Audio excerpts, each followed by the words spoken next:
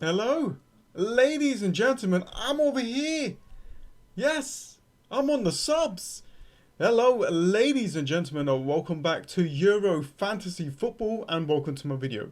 In today's video, I'm going to be looking at my team going into match day 1. So, if you haven't subscribed already, what are you waiting for? Please do subscribe and drop a like on the video as it helps my channel out a lot. So here we go. We are only a few more days left before the deadline, and I'm pretty much happy with my team.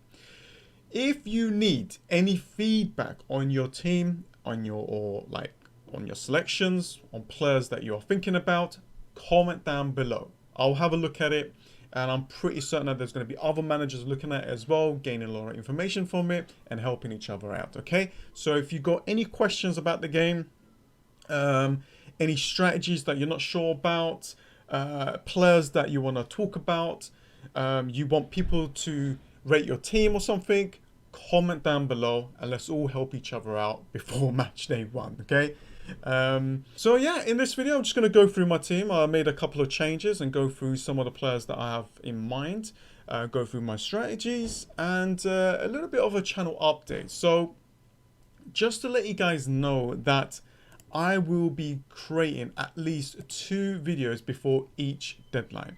So let's just say match day 1 starts. I'll be creating a video like on a Sunday afternoon and I'll try my best to post one before the deadline. So that's what I'm going to be doing. I'm going to try my best to post 2 videos before each deadline. So I'm just going to do this throughout the tournament. And trust me, I will be doing that. I'm someone who's dedicated on creating videos, so I won't be missing out any deadline.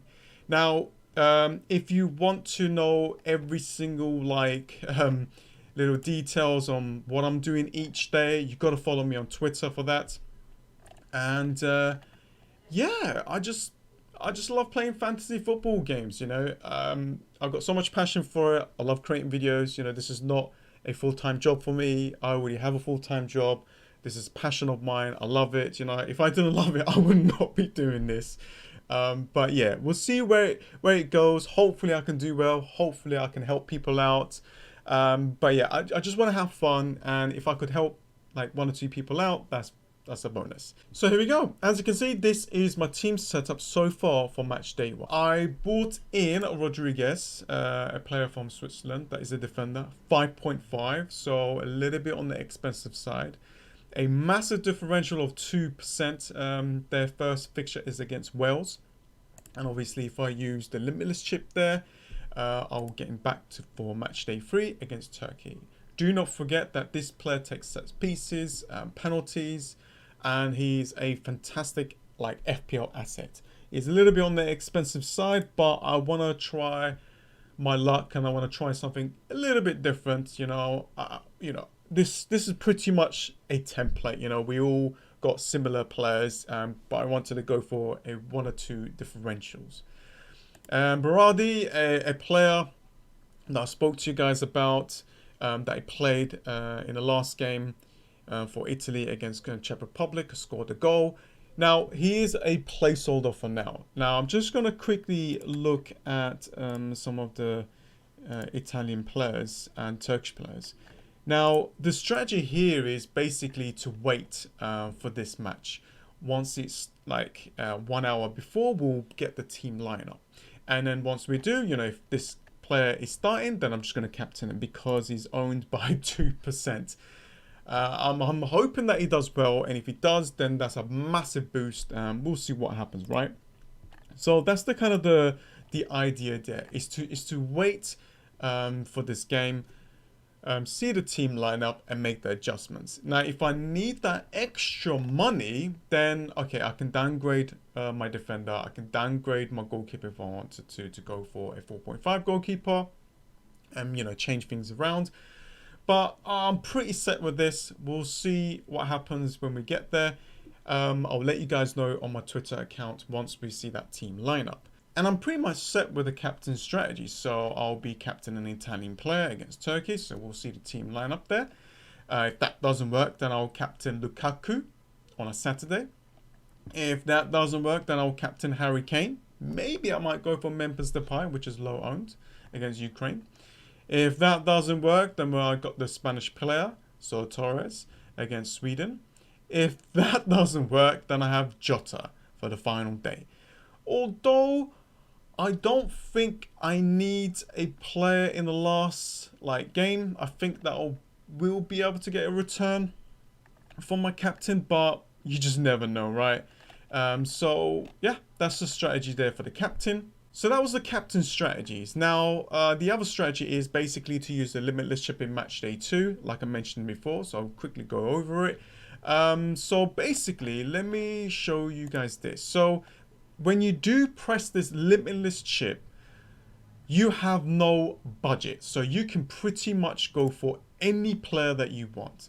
Doesn't matter how expensive they are.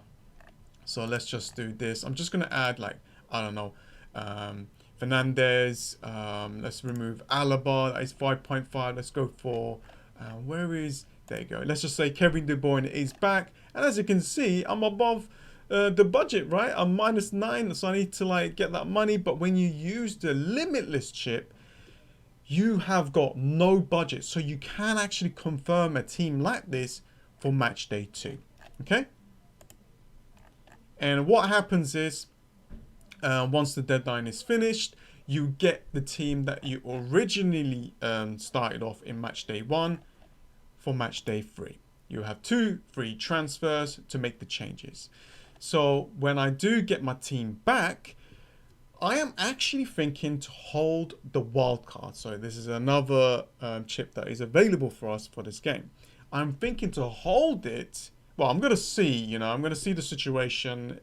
Maybe I have players, nations actually went through and they might rotate a lot. So I might need to use the wild card. But so I'll just adapt to that situation. If I feel oh no, most of my players are going to play, then I'm going to hold my wild card and use it in the quarterfinals.